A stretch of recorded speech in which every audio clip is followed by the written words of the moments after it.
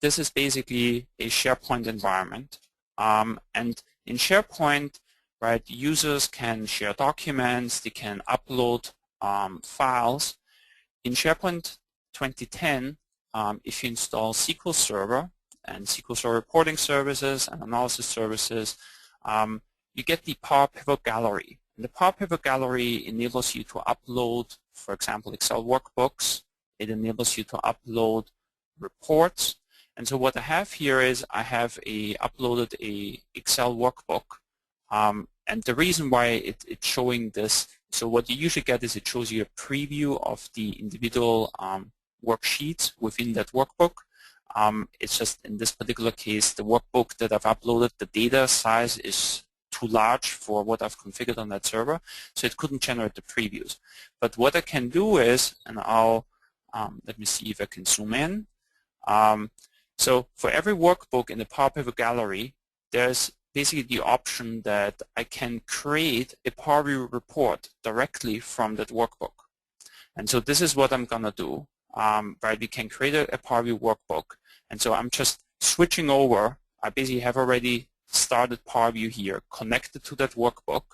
Power View is running in the browser.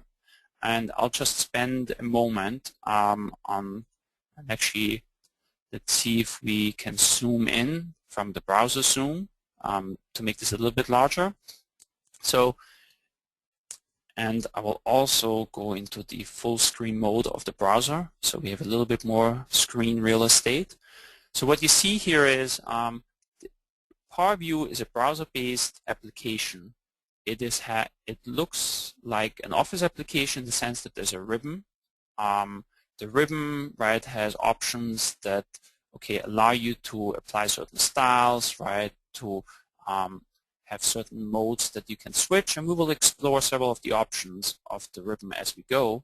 And what you have on the right-hand side is the field list of Power View. And the field list basically shows you what are the different tables that exist in my data in the workbook. And you can explore the field list, right? And this is very similar to, for example, how a pivot table in Excel looks like. Now, just a comment here. The version of Power View I'm running here comes with SQL Server 2012. What I'm running here is already an updated version that we released a couple of days ago as part of the upcoming service pack for SQL Server 2012. So if you're familiar with Power View in the RTM version of SQL Server 2012, you may notice there are some updates, and we will actually explore some new capabilities also that are included in this update along the way.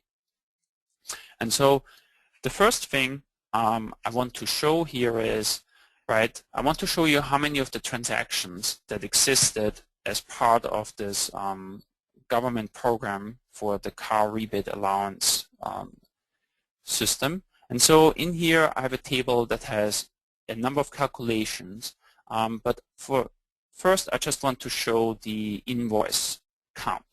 So in this particular case there were close to 700,000 I guess vehicles that were traded in as part of that program. And so what you see here is I just selected a field. I didn't create a query. I didn't have to do anything. I just made one click and it immediately showed me the number. Now what I can do is I can also very easily change this number to show in a different style.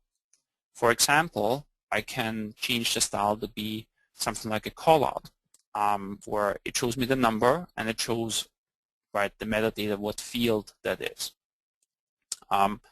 So all is really just one click away. I can convert between these visuals, right? I convert it to a card. I can convert this back to a table. And I can also look at this number, right, and may want to analyze this. And so I have a time dimension also in my model. And so I may want to analyze this maybe by the weekday, right? What were the sales by weekday? And I can look at this by table, and you see we have the subtotal here, but I can also visualize this in a different way. So I visualize this as a chart. Also what you will notice immediately is that the data is not really clean. So the data that we downloaded from that website has some data that may not be cleaned up in this particular case. So what we can do is we can easily switch right from here. I can just go to filters and I can look at the weekday names and I can filter out the blanks.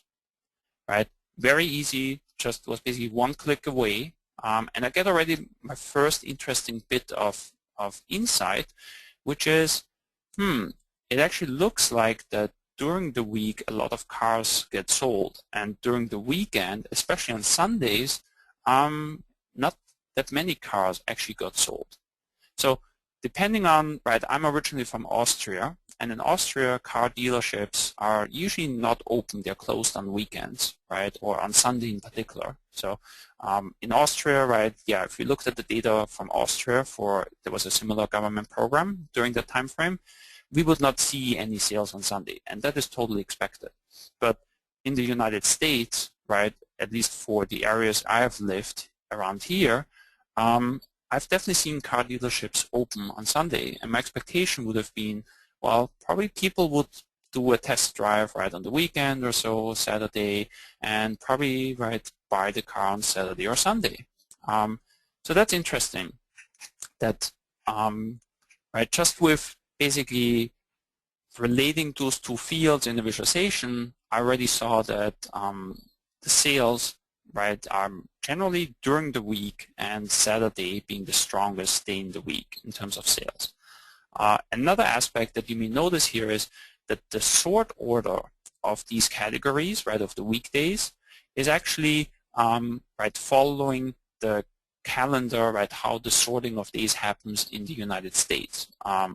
And so I didn't have to worry about, okay, the days are sorted ascending or anything. And I will show later, right, how you can do this as part of the semantic model of how you make sure that, okay, you have days in the week, and if you want to enforce a particular sort order that is non-alphabetical, you can basically set up the metadata in the model so that it will do the sorting based on your specific criterions.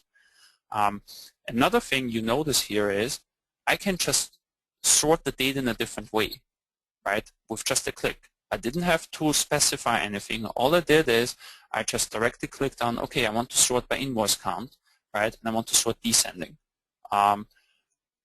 So very easy that within a few clicks, right, I can just sort the data the way I want it.